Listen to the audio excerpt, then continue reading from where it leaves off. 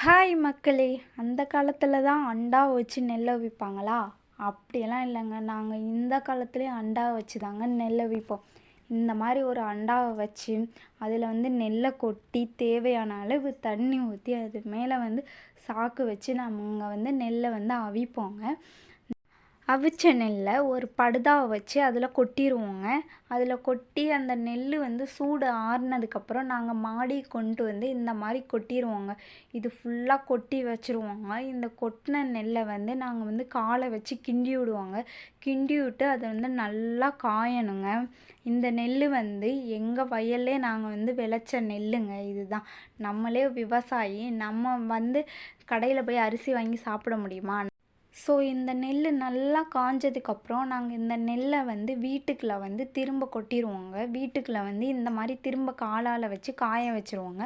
அடுத்த நாள் காலையில் வந்து திரும்ப நெல் அள்ளிட்டு வந்து திரும்ப மாடியில் போட்டு கிண்டி விட்ருவோங்க. கிண்டி விட்டு அதுக்கப்புறம் மதியத்துக்கு மேலே வந்து நாங்கள் கொண்டு போய் மில்லில் கொடுத்து அரைச்சி அரிசியாக வந்து எடுத்துகிட்டு வந்துடுவோங்க. அரிசியை வந்து சமைச்சு சாப்பிட்ருவோங்க. அதில் உள்ள தவிடை வந்து நாங்கள் மாட்டுக்கு வந்து யூஸ் பண்ணிப்போங்க. நாங்கள் வந்து மாடு வச்சுருக்கோம். ஸோ அதனால் வந்து அந்த தவிடை வந்து நாங்கள் மாட்டுக்கு வந்து யூஸ் பண்ணிப்போங்க. அந்த காலத்தில் மாதிரி இந்த காலத்துலேயும் நாங்கள் வந்து இப்படி தாங்க நெல்லை வச்சு நாங்கள் வந்து சாப்பிட்டுட்ருக்கோம். விவசாயம்னா சும்மாவாங்க? விவசாயம்னா ஒரு லைக்